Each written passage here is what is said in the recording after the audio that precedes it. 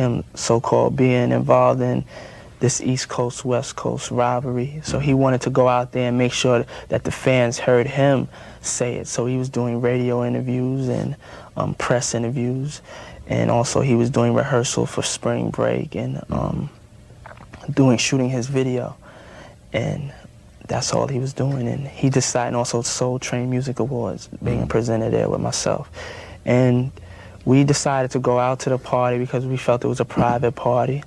It wasn't like we were trying to be out and being seen all over the place. We were trying to go out and go there because it was a private party. So the night of the party, we went there and we basically sat at a table all night. And a lot of people were coming and giving us positive greetings. And everybody at the party was just having a good time and dancing. And we were sitting there just talking all night and just listening to everybody else's music and listening to our own records and feeling a sense of proudness hearing a record and just seeing all the people dance to your music, because that's why we got into this.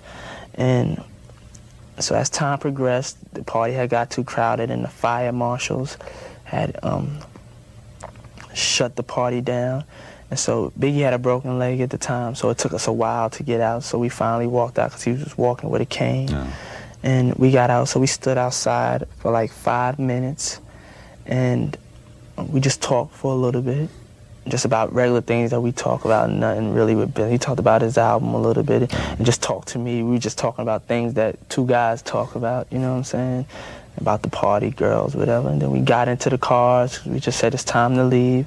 And my car was in front. Biggie was in the middle, and then another security vehicle was behind, which had the off-duty officers in. And we left out of the driveway of the parking lot, and we made a right.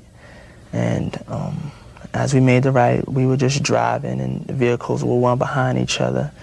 And I was looking straight ahead, basically, and I just heard shots ring out.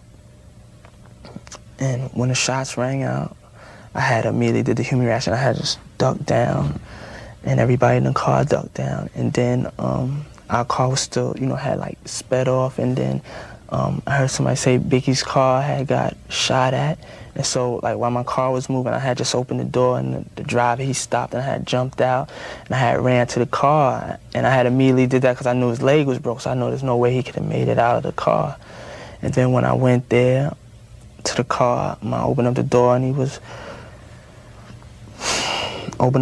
was hunched over, and I was trying to talk to him and trying to move him over, and I was trying to tell somebody to call 911, but I was like, by the time they get here, I didn't know what was going on because he wasn't talking back to me, so I just told one of the drivers of security to just jump in the car, just take me to the nearest hospital, please. And we were rushing to the hospital, and there were other cars that were with us and other people that were just following us. And as we got there, everybody helped him out of the car, and I was just, as we were driving, I was talking to him, but I wasn't hearing anything. He wasn't saying anything. And I was just getting scared, you know, because I was just like, I didn't know, like, I was like, why isn't he talking to me? And I was just getting scared, but I just started praying over him and praying and just trying to tell him just to stay in there. And then when we got to the hospital, everybody had jumped out the cars and helped to pick him up and got him on a stretcher. And the surgeons, they had immediately rushed him back into the emergency room.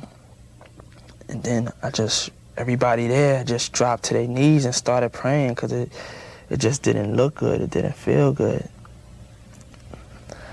And that's what happened. And then they came and told us, you know, that he had passed.